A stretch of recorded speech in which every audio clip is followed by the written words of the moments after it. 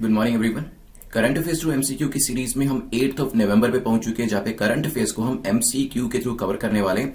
This is brief introduction about me. My name is Prince Luthra, all India rank 577 from UPSC CSC 2014 batch.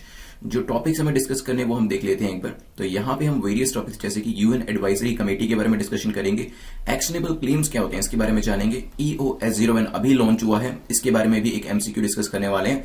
Water management national water awards के बारे में देखेंगे, JCB prize for literature के ऊपर भी एक MCQ discuss करने वाले हैं। फास्ट टैक्स जो कि 1 जनवरी 2021 से मैंडेटरी होने वाले हैं, इसके ऊपर 2 एमसीक्यूज हम डिस्कस करेंगे। देन एक ज्योग्राफी रिलेटेड क्वेश्चन गौतममाला की लोकेशन के बारे में देखेंगे एंड फाइनली एयर बबल के बारे में डिस्कशन करेंगे। चलिए शुरुआत करते हैं। यूपीएससी मॉक टेस्ट सीरीज जो है वो अक्टूबर से हमने स्टार्ट कर दिया। You can subscribe the test series on exam.netmock.com। The first test is free जो आप सब्सक्राइब कर सकते हैं और उसे अटेम्प्ट जरूर करिएगा ऑल इंडिया रैंकिंग को जानने के लिए। मार्किंग स्कीम को देख लेते हैं। सो मार्किंग स्कीम इज आपको 6 या 6 से ज्यादा स्कोर करना है to be in the safe zone. शुरुआत में हो सकता है कि आपका स्कोर ज्यादा ना आए। जब मैं एमसीक्यूज अटेम्प्ट करता था, जब मैं प्रिपेयर कर रहा था एग्जाम के लिए, तो मेरा जो स्कोर था वो ज्यादा नहीं आता था। 100 अगर मैं क्वेश्चन स्कोर करता था तो आउट ऑफ 200 मेरा स्कोर 40-50 तक ही रुक जाता था, जो कि काफी कम स्कोर था। कट ऑफ के लिए तो 90 से तो कम से कम ज्यादा ही आपको स्कोर चाहिए और 100 से ज्यादा हो तो और भी अच्छा है। तो इस वजह से मैं आपको ये कहना चाहूंगा कि कोई भी एस्पिरेंट जब नई नई तैयारी शुरू करता है तो उसके मार्क्स कम ही आते हैं। तो इस चीज से आप डिस्करेज मत होइएगा। जब मैंने भी अटेम्प्ट करने शुरू करे थे एमसीक्यूज स्टार्टिंग के अंदर प्रिपरेशन के दौरान, तो स्कोर काफी कम आता था, 20% 30% के आसपास आता था। लेकिन ग्रेजुअली वो धीरे धीरे इंप्रूव हुआ, 40-45% से पहुंचा, देन 50-55% तक चला गया और 55% पहुंच के 55 to 60% वो एक सेफ जोन में पहुंच गया था, जहां मुझे टेंशन लेने की जरूरत नहीं थी कि प्रीलिम्स होगा या नहीं होगा। तो अगर शुरुआती दौर में अगर आपके मार्क्स कम भी आ रहे हैं और मान लीजिए आपको कुछ टाइम हो भी गया है इसे अटेम्प्ट करते करते एमसीक्यूज को, तो भी आपके मार्क्स कम आ रहे हैं, बिलीव मी, आप ग्रेजुअली प्रैक्टिस करते रहिए इन वीडियोस के थ्रू, एज वेल एज अपने आप भी एमसीक्यूज को प्रैक्टिस करिएगा। जब आप रिवीजन करते हैं आपके जो मार्क्स हैं वो धीरे धीरे इंप्रूव होना शुरू हो जाएंगे। चलिए फर्स्ट क्वेश्चन को देखते हैं आज। The first question is about UN advisory committee on administrative and budgetary question. तो इसके ऊपर आपको 2-3 स्टेटमेंट दे रखे हैं और आपको बताना है कौन सी स्टेटमेंट आपकी करेक्ट है। देखिए, जब भी क्वेश्चन आता है, मैंने आपको पहले भी बताया, it is a very good practice और इसकी वजह से 3 या 4 क्वेश्चन जब भी मैं प्रीलिम्स में जाता था वहां मेरे गलत होने से बच जाते थे। मैं सबसे पहले तो यहाँ पे जो टॉपिक होता है आपका, ठीक है, उसको अंडरलाइन करता था एंड देन करेक्ट या इनकरेक्ट को सर्कल करता था। इससे आपका टाइम भी बचता है, बार बार आपको पूरी स्टेटमेंट नहीं पढ़नी पड़ती है, सिर्फ आप जो काम की चीज है उसको पढ़ते हैं और पूरी स्टेटमेंट पढ़ने से बच जाते हैं। चलिए फर्स्ट स्टेटमेंट कहती है इसको लेकर, it is a crucial component of ensuring that resources of the member states are used to good effect and that mandates are properly funded. ये क्या है? बेसिकली अगर हम UN advisory committee on administrative and budgetary questions की बात करें तो ये एक क्रूशियल कंपोनेंट है किसका? ये एंश्योर करने के लिए कि जो मेंबर स्टेट्स हैं उनको जो भी चीजें, जो भी रिसोर्सेज दिए जा रहे हैं वो अच्छे काम के लिए, गुड इफेक्ट के लिए दिए जा रहे हैं और जो प्रॉपरली तौर पे फंड भी उनको किया जा रहा है। Second, it is an expert committee of 16 members elected by general assembly for a period of 5 years। देखिए 3 फैक्ट्स हैं इसके अंदर, इस एक स्टेटमेंट के अंदर, कि कमेटी के अंदर 16 मेंबर्स हैं, जनरल असेंबली के द्वारा इलेक्ट करी जाती है, ये सेकंड फैक्ट है, ये आपका पहला फैक्ट है, और 5 साल के लिए ये इनका कार्यकाल होता है, तीसरा फैक्ट है। Third, member serve in as representative of member state. इसमें जो मेंबर सर्व करते हैं वो मेंबर स्टेट्स के रिप्रेजेंटेटिव के तौर पर सर्व करते हैं। सोचिए फिर डिस्कस करेंगे। चलिए क्वेश्चन क्यों बनाया, देखिए अभी रिसेंटली इंडियन डिप्लोमेट जिनका नाम है विदिशा मैत्रा, मेरे को बताइएगा विदिशा करके एक सिटी भी है, किस स्टेट के अंदर फॉल करती है मुझे आप बताइएगा। चीजों को एसोसिएट करके पढ़िए, नाम भी है तो उसका मतलब निकालने की कोशिश करिए। नाम को अगर आप किसी सिटी स्टेट के साथ जोड़ देंगे तो नेक्स्ट टाइम सिटी स्टेट तो आपको याद रहेगा ही, आपको ये पूरा क्वेश्चन भी याद रहेगा, ये भी याद रहेगा कि किस इंडियन डिप्लोमेट को चूज किया गया था, इलेक्ट किया गया था। ठीक है, तो क्वेश्चन क्यों बनाया? क्योंकि इंडियन डिप्लोमेट विदिशा मैत्रा जो है उनको UN advisory committee on administrative and budgetary question, जिसको शॉर्ट में ACABQ कहा जाता है, ठीक है, which is subsidiary organ of general assembly, वहां पर चूज किया गया। ठीक है, अब आते हैं क्वेश्चन के ऊपर, क्या ये जो particular committee is it a crucial component ताकि रिसोर्सेज को एंश्योर किया जा सके और यहाँ पे फंडिंग को एंश्योर किया जा सके? तो पहली स्टेटमेंट हमारी यहाँ पर करेक्ट हो जाती है। इस कमेटी का मुख्य ऑब्जेक्टिव यही है। नंबर ऑफ पर्संस की बात करें तो बिल्कुल ठीक है, advisory committee is an expert committee जिसमें 16 मेंबर्स होते हैं, जिसे जनरल असेंबली जो है चूज करती है for a period of 3 years। ठीक है, मैंने आपको बताया था कि 3 फैक्ट्स दिए गए हैं, 3 में से 2 तो ठीक थे हमारे, लेकिन तीसरा फैक्ट 5 साल के लिए नहीं 3 साल के लिए चूज किया जाता है। इस वजह से ये पूरी की पूरी जो स्टेटमेंट है गलत हो जाती है। पहली स्टेटमेंट ठीक, दूसरी गलत, तो पहले तो इनको एलिमिनेट करिए। सेकंड स्टेटमेंट वाले ऑप्शंस को। इट मीन्स फर्स्ट जो स्टेटमेंट है वो तो करेक्ट है और ये हम पहले ही फिगर आउट कर चुके हैं। तीसरी स्टेटमेंट डिसाइड करेगी आंसर क्या है। Members serve in as representatives of member states. इसमें क्या मेंबर्स जो होते हैं, जैसे यहाँ पे अभी चूज किसको किया गया है, यहाँ पे विदिशा मैत्रा को चूज किया गया, क्या वो इंडियन स्टेट को रिप्रेजेंट करेंगे? नहीं, इसमें ऐसा नहीं होता है। इसके अंदर जो भी लोग चूज करे जाते हैं वो अपनी पर्सनल कैपेसिटी के अंदर सर्व करते हैं, ना कि एज अ रिप्रेजेंटेटिव। ध्यान रखिएगा, बहुत बार हमें ऐसे लगता है कि जो इंटरनेशनल फोरम्स होते हैं, ऑर्गेनाइजेशंस होती हैं, और वो चीज सही भी है। बहुत सारी इंटरनेशनल फोरम्स एंड ऑर्गेनाइजेशंस के अंदर जो लोग चूज किए जाते हैं वो एज ए रिप्रेजेंटेटिव ही होते हैं, लेकिन यहाँ पे पर्सनल कैपेसिटी के तौर पे चूज किया जाता है। आंसर क्या हो जाएगा? आंसर हमारा सी हो जाएगा। ध्यान रखिएगा, इसके ऊपर क्वेश्चंस भी दिए गए थे, आर्टिकल्स भी आए हुए थे। चलिए सेकंड क्वेश्चन को देखते हैं। Which of the following statement is or are correct about actionable claims? Actionable claims के ऊपर दो स्टेटमेंट्स दे रखे और आपसे पूछा है बताइए दोनों में से कौन सी स्टेटमेंट करेक्ट है। पहली स्टेटमेंट क्या कहती है? पहली कहती है it's a claim to debt by means other than mortgage और हाइपोथिकेशन ऑफ प्रॉपर्टी। तो एक तरीके का क्लेम होता है, लेकिन किसके अलावा? मॉर्गेज और हाइपोथिकेशन जो होता है प्रॉपर्टी के ऊपर, वो भी एक तरीके का क्लेम होता है। जैसे हाइपोथिकेशन क्या होता है, मान लीजिए आपने कोई कार परचेज करी लेकिन वो लोन पे परचेज करी, तो जब तक वो लोन पूरा पे नहीं किया जाता वो एक हाइपोथिकेशन फॉर्म में या स्टेज के अंदर रहती है। ठीक है, तो ये भी एक तरीके का क्लेम होता है। एक्शनेबल क्लेम भी एक तरीके का क्लेम होता है। Claim to debt by means किसी भी मीन के थ्रू हो सकता है, लेकिन अदर देन मॉर्गेज और hypothecation. Second, claim to any beneficial interest in the movable property not in the possession either actual or constructive। ये एक तरीके का क्लेम होता है टू एनी बेनिफिशियल इंटरेस्ट, किस चीज को लेकर? मूवेबल प्रॉपर्टी को लेकर, जो कि पोजेशन के अंदर नहीं है। ठीक है, तो दोनों स्टेटमेंट्स में से पढ़िए, थोड़ा सा टिपिकल क्वेश्चन है बट इसका बैकग्राउंड डिस्कस करेंगे फिर आपको अच्छे से समझ में आ जाएगा। चलिए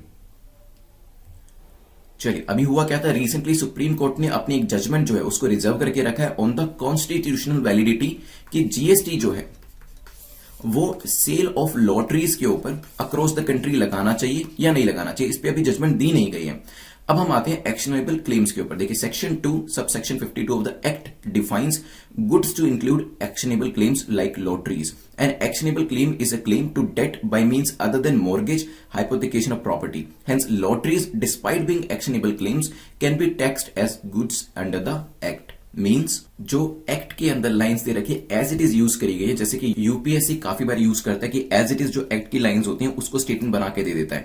जैसे इस एक्ट के अंदर लाइंस यूज करी गई है, claim to any beneficial interest in the movable property not in the possession either actual और कंस्ट्रक्टिव।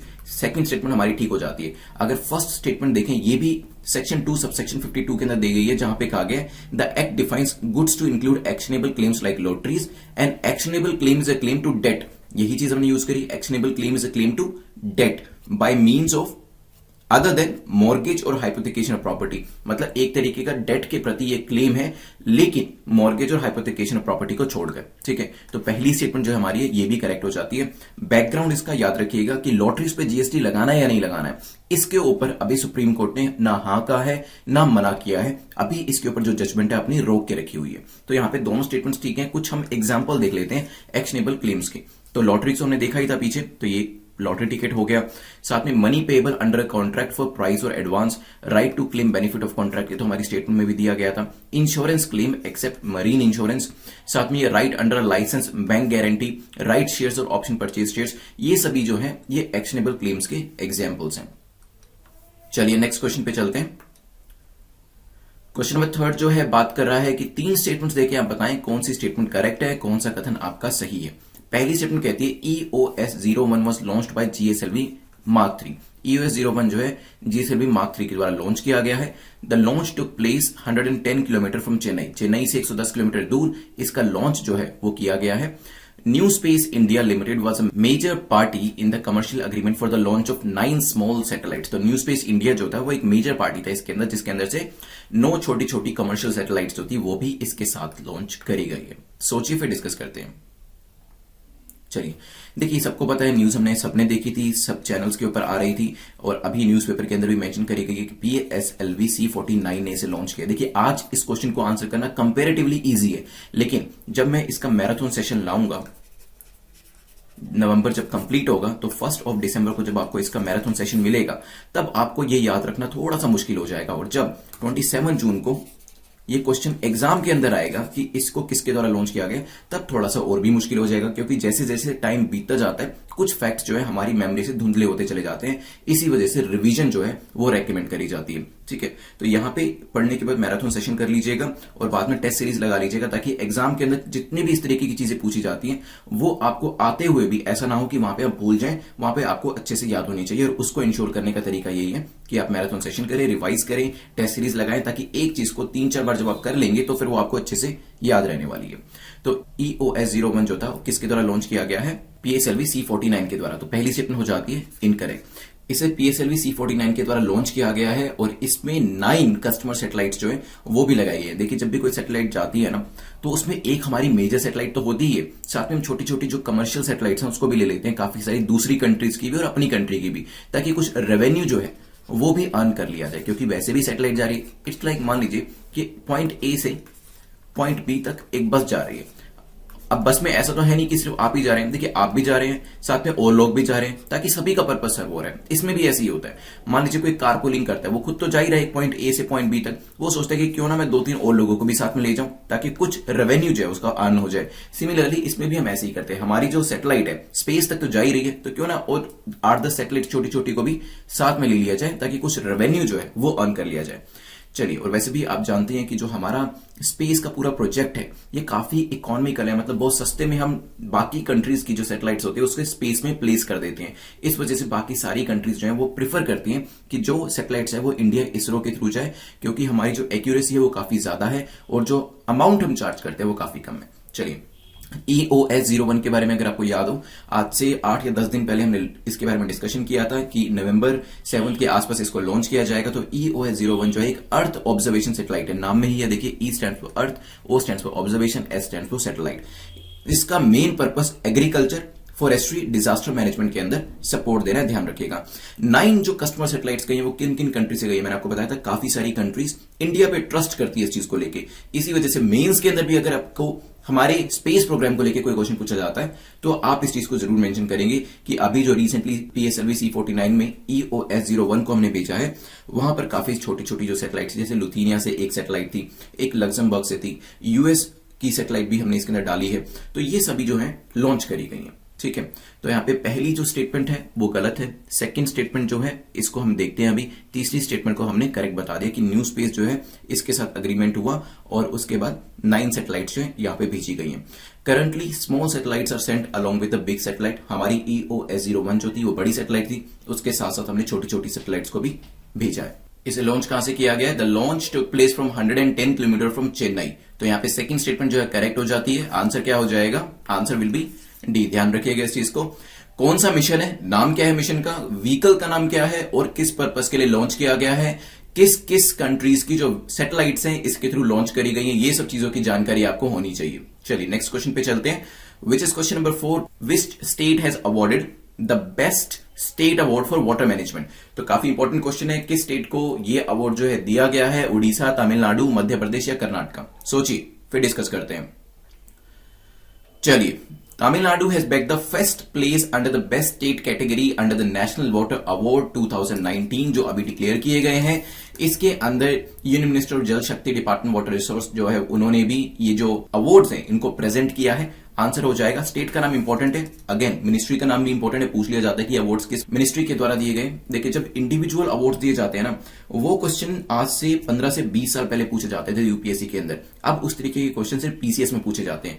अगर यूपीएससी के अंदर क्वेश्चन आएगा तो इस तरीके का ही आएगा कि स्टेट कौन सा आगे है किस चीज के अंदर। जैसे हमने कल एक मॉक टेस्ट का वीडियो बनाया था जो कि आपको आई थिंक नेक्स्ट 3-4 डेज में मिल जाएगा। उसके अंदर तक कोरोना के अंदर जो रिकवरी थी वो सबसे पहले किस स्टेट के अंदर करी गई थी, तो उनको यहां पर रैंकिंग करी गई थी 10 स्टेट्स की। उसमें राजस्थान का जो रैंक था वो नंबर 1 था। तो वो भी क्वेश्चन आपको अगले 3-4 दिनों में जो मॉक टेस्ट के पूरे हम 100 क्वेश्चन करेंगे दिख जाएगा उसके अंदर। बट फिलहाल के लिए यहां पे जो आंसर है वो आपका बी है, Tamil Nadu is the correct answer.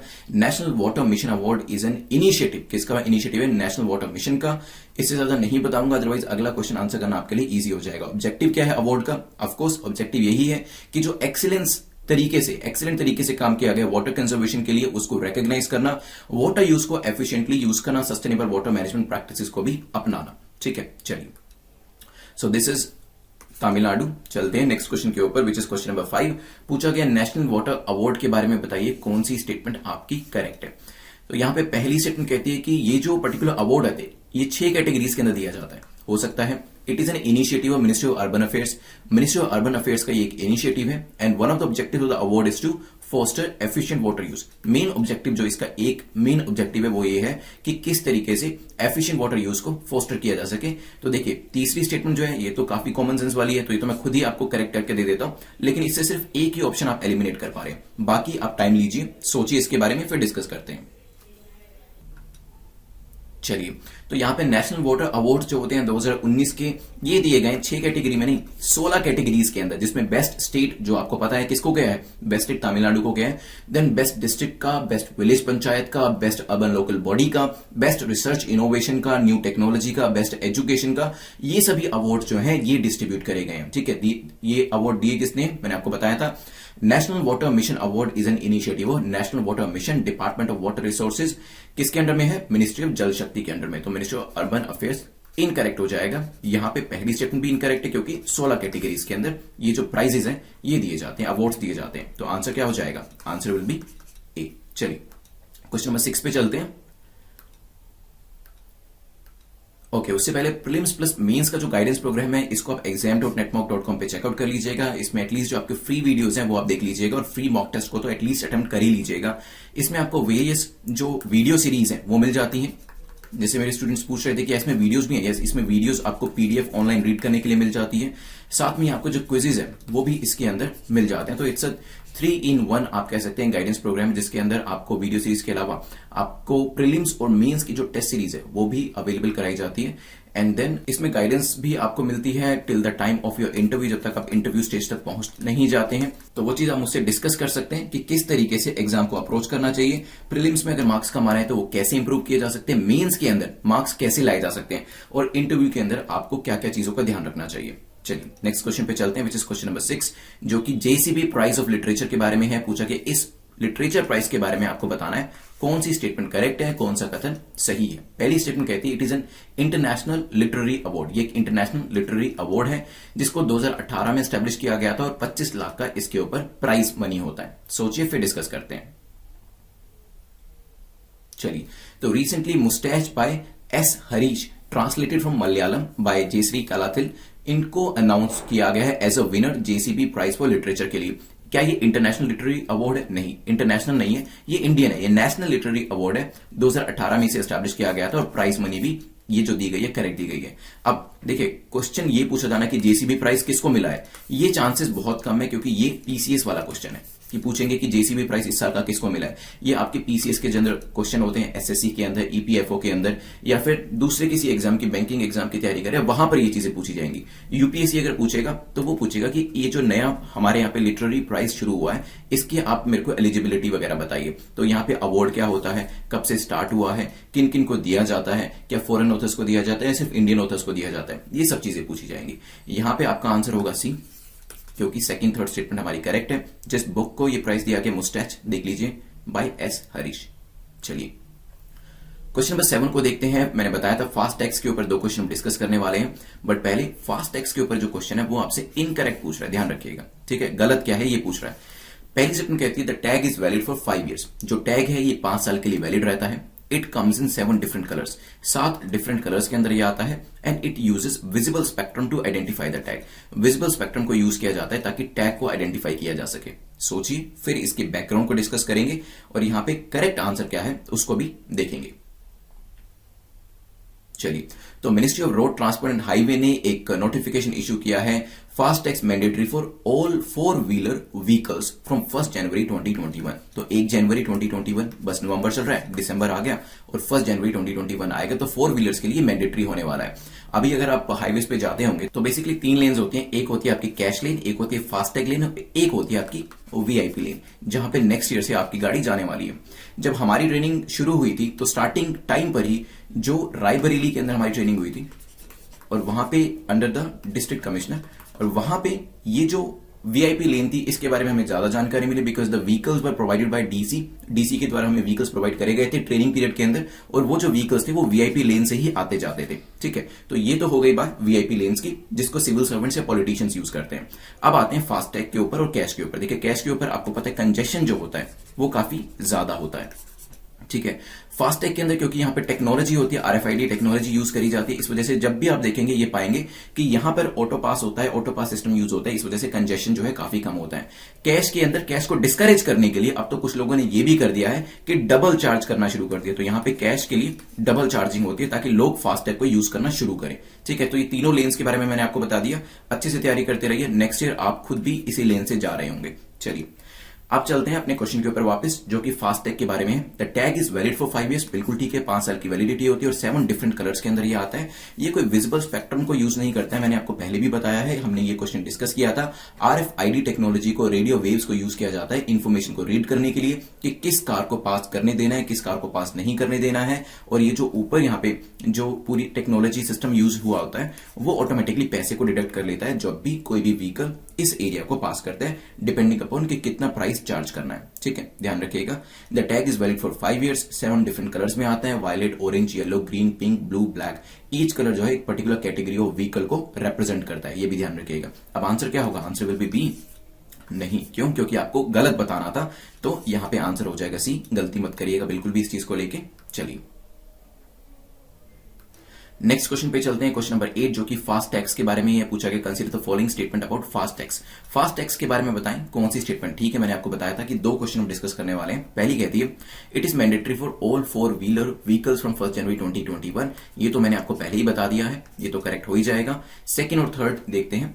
Second statement कहती है the payment method is a part of national electronic toll collection programme.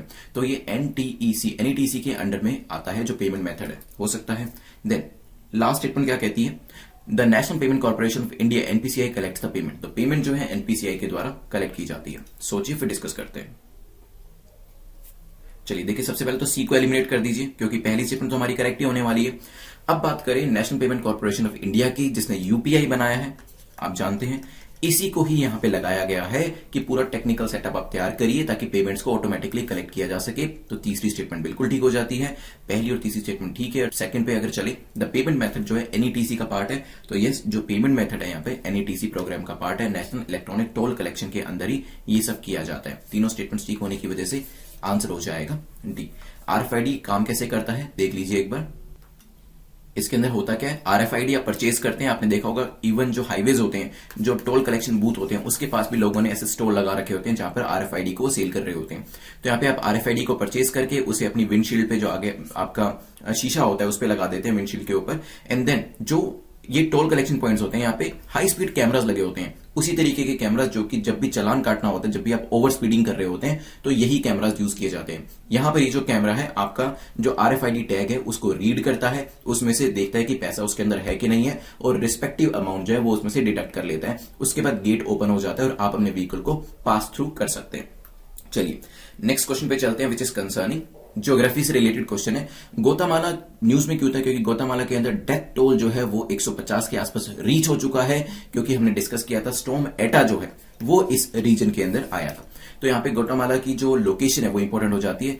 Basically बताया, Guatemala is bordered in north and west by Mexico. इसके नॉर्थ और west direction में क्या है? Mexico है। North east में इसके क्या है? बलीज है, हो सकता है। एंड साउथ ईस्ट में एल सैल्वाडोर है। सोचिए फिर डिस्कस करते हैं।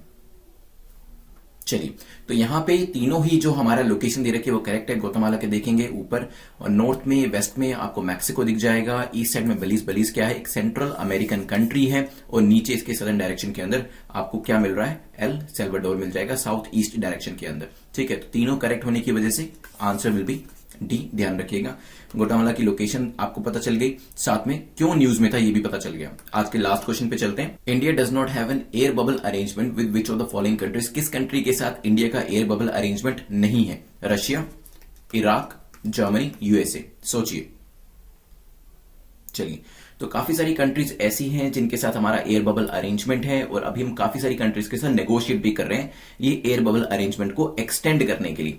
तो अभी कुछ टाइम पहले यूक्रेन के साथ इसे साइन किया गया था, इसके अलावा यूएसए के साथ है, यूके के साथ है, साथ में बांग्लादेश के साथ अभी न्यूज में था, इस वजह से क्वेश्चन बनाया गया, रिसेंटली साइन किया गया 2 दिन पहले ही।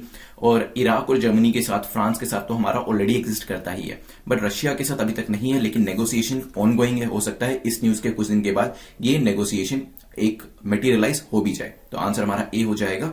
ध्यान रखिएगा 10 क्वेश्चन हमारे कंप्लीट होते हैं यहाँ पे, और अब 2 मिनट के अंदर हम रिवाइज करेंगे, फिर हम देखेंगे क्वेश्चन ऑफ द डे के बारे में एंड देन विनर के बारे में भी यहां पे डिस्कशन करेंगे। चलिए, शुरुआत हमने करी थी किसके साथ, UN advisory committee administration budgetary question के साथ। तो मेन कंपोनेंट है ये, ध्यान रखिएगा इस चीज का। साथ में 16 मेंबर्स होते हैं, 3 साल के लिए चुने जाते हैं। और जो यहाँ पे मेंबर्स होते हैं, जैसे कि हमने विदिशा मैत्रा के बारे में देखा था, वो किस बेसिस पे चूज किए जाते हैं, पर्सनल कैपेसिटी पे रिप्रेजेंट करते हैं, ना कि स्टेट को। देन हमने देखा था नेक्स्ट क्वेश्चन इसके बाद, जो कि किसको लेकर था, एक्शनेबल क्लेम्स को लेके था, जिसमें हमने लॉटरी के बारे में देखा था कि जीएसटी लॉटरी पे अप्लाई होगा या नहीं होगा, ये सुप्रीम कोर्ट ने अभी रिजर्व करके रखा है। इसके जो एग्जांपल्स थे वो भी हमने यहाँ पे देखे थे। देन नेक्स्ट क्वेश्चन में हमने EOS 01 के बारे में देखा था, कौन लेके आया है, PSLV C49 इसको लॉन्च करने वाला है। ये एग्रीकल्चर स्पेस के अंदर हेल्प करने वाला। साथ में ही जो बाकी कंट्रीज हैं, जिसमें लग्जमबर्ग है, यूएस है, लुथीनिया है, उनकी भी सैटेलाइट्स हैं इसके अंदर लॉन्च करी गई हैं 110 किलोमीटर चेन्नई से दूर। तो फिर इसके बाद बेस्ट स्टेट अवार्ड देखा था वाटर मैनेजमेंट के अंदर, तमिलनाडु को दिया गया है। 16 कैटेगरीज के अंदर हमने इसके अंदर अवार्ड्स देखे थे। साथ में ही जैसे बेस्ट डिस्ट्रिक्ट हुआ, बेस्ट पंचायत हुई, उसके अंदर भी अवार्ड्स दिए गए हैं मिनिस्ट्री ऑफ जल शक्ति के द्वारा, ध्यान रखिएगा इसको। नेक्स्ट हमारा क्वेश्चन नंबर 6 में हमने डिस्कशन किया था जेसीबी प्राइजेस के बारे में। तो ये किसके लिए दिया गया, वे रिसेंटली नोवेल मुस्टैच के लिए दिया गया है। 2018 से इसे स्टार्ट किया था, नेशनल लिटरेरी अवार्ड है, 25 लाख का प्राइज भी इसके अंदर दिया जाता है, ये भी ध्यान रखिएगा। नेक्स्ट क्वेश्चन फास्टैग्स के बारे में था। तो यहाँ पे 5 ईयर्स के लिए वैलिड रहते हैं, वेरियस कलर्स कैटेगरीज के अंदर होते हैं। ये बेसिकली RFID टेक्नोलॉजी को यूज करते हैं, और मैंने आपको डिफरेंट लेन्स के बारे में भी बताया था। इसके अलावा फास्टैग्स के बारे में जनवरी 2021 से 4 व्हीलर्स के लिए होने वाले हैं ये मैंडेटरी, और जो इसमें पेमेंट कलेक्शन का मेथड है वो NETC के अंदर होता है, और NPCI जिसने UPI भीम ऐप को बनाया है उसको इसका पूरा दारोमदार दिया गया है। टेक्नोलॉजी कैसे काम करती है ये भी मैंने आपको समझाया था। फिर हमने ग्वाटेमाला की लोकेशन के बारे में देखा था, मैप के ऊपर आप देख लीजिए, मैक्सिको कहां है इसके, बेलीज क्या है, और एल सल्वाडोर कहां पे है। देन हमने देखा था एयर बबल अरेंजमेंट के बारे में, रशिया के साथ नेगोशिएशन चल रहा है। रिसेंटली हमने यूक्रेन और बांग्लादेश के साथ इसे साइन किया है, इराक, जर्मनी, USA के साथ तो ऑलरेडी इन प्लेस है। 10 क्वेश्चंस कंप्लीट होते हैं, रिवीजन भी कंप्लीट होती है। मार्क्स को कमेंट सेक्शन में जरूर लिखिएगा। क्वेश्चन का आंसर जो आपको करना है देख लीजिए। Which stakeholder has recently been allowed UPI transaction, तो किसको अभी UPI ट्रांजैक्शन जो है वो करने की अनुमति दी है, काफी न्यूज में था, कमेंट सेक्शन में बताइएगा अगर आपको याद है तो। मेंस का क्वेश्चन जो है वो लास्ट टाइम जो दिया था आप उसको आंसर करिए, अभी तक मुझे नहीं मिला है। काफी सारे लोग कह रहे हैं कि वो कमेंट सेक्शन में इसको आंसर नहीं कर पा रहे, तो मैंने लास्ट टाइम भी बताया था कि ऊपर एक कमेंट का बटन दिया होगा, इवन अगर आप जाएंगे लेफ्ट साइड में भी नीचे एक कमेंट का बटन दिया होगा, उसको प्रेस करके आप इन आंसर्स को टाइप भी कर सकते हैं, और चाहे तो इसके अंदर फोटोज को भी अपलोड कर सकते हैं। लास्ट टाइम जो क्वेश्चन पूछा था तनुज भट्ट ने आंसर बिल्कुल करेक्ट किया। तो तनुज आप नेटमॉक IAS के ऊपर हमें बता दीजिएगा कि आपको जो PDF चाहिए वो हिंदी में चाहिए या इंग्लिश में चाहिए, और कमेंट सेक्शन में मार्क्स लिखना जरूरी इस वजह से है ताकि आगे आने वाले टाइम में आप खुद ही देखेंगे कि आपके मार्क्स कैसे इंप्रूव हो रहे हैं। तो चाहे आपने 0 ही क्यों ना स्कोर किया हो, दोबारा से इसको अटेम्प्ट करिएगा, दोबारा से वीडियो देखिएगा, और नेक्स्ट टाइम आपका स्कोर 10 होना चाहिए, और फिर अपने कमेंट को जाके एडिट कर दीजिएगा। जहां आपका स्कोर 0 या 1 या 2 आ रहा था उसको जाके वहां पर 10 कर दीजिएगा, क्योंकि सेकेंड अटेम्प्ट में 10 ही स्कोर आना चाहिए। जो PDF है वो टेलीग्राम के ऊपर मैं शेयर कर दूंगा, आप वहां से ले सकते हैं। बेल आइकन प्रेस कर दीजिएगा, अदरवाइज जो नोटिफिकेशन है वो आपको नहीं मिलेगा। बेल आइकन प्रेस करने के बाद ऑल बटन को आप प्रेस कर दीजिएगा। Thanks for watching, see you tomorrow, good bye.